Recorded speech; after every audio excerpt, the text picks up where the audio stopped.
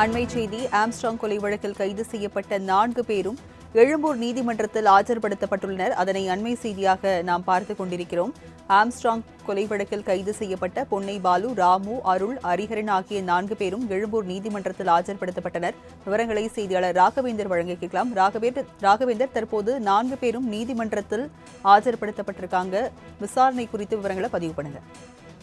வணக்கம். பகுஜன் சமாஜ் கட்சியின் மாநில தலைவராக இருந்த ஆம்ஸ்ட்ராங் கடந்த 5ஆம் தேதி சென்னையில் படுகொலை செய்யப்பட்டார். இதையடுத்து இந்த கொலை தொடர்பாக 11 பேர் கைது செய்யப்பட்டனர். பிரபல ரவுடி ஆர்ப்பாடு கொலைக்கு பழிவாங்கவே இந்த அவரது தம்பி பொன்னை பாலு, திருவேங்கடம், திருமலை உள்ளிட்டோர் சேர்ந்து இந்த கொலை செய்ததாகவும் இதற்கு வழக்கறிஞர் அருள் மூளையாக இருந்தார் என்பதும் முதல்கட்ட விசாரணையில் தெரியவந்தது.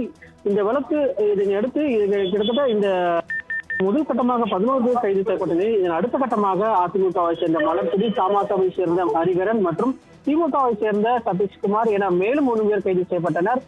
அதிமுகவை சேர்ந்த வழக்கறிஞர் மலர்கொடி பண உதவி செய்ததும் தெரிய வந்தது. தற்போது இந்த வழக்கில் முக்கிய ஸ்கெட்ச் போட்டு கொடுத்த சம்பவ செந்திலையும் போலீசார் தேடி வருகின்றனர். அவரை தேடி தற்போது தனிப்படை போலீசார் வட மாநிலத்தில் சென்றிருப்பதாகவும் தெரிவிக்கப்பட்டிருக்கு. இந்த நிலையில் இந்த வழக்கில் ஏற்கனவே இந்த 11 பேர் கைது செய்யப்பட்டு அதன் பின்பு இந்த போலீஸ் காவலில் எடுத்து விசாரணையானது நடைபெற்றது. இந்த நிலையில் மீண்டும் விசாரணை செய்வதற்காக எழும்பூர் நீதிமன்றத்தில் செம்பியம் போலீசார் தரப்பில் மனு தாக்கல் செய்யப்பட்டது. அந்த மனு தாக்கல் மீதான விசாரணை இன்னும் சற்று நேரத்தில் நடைபெற இருக்கிறது.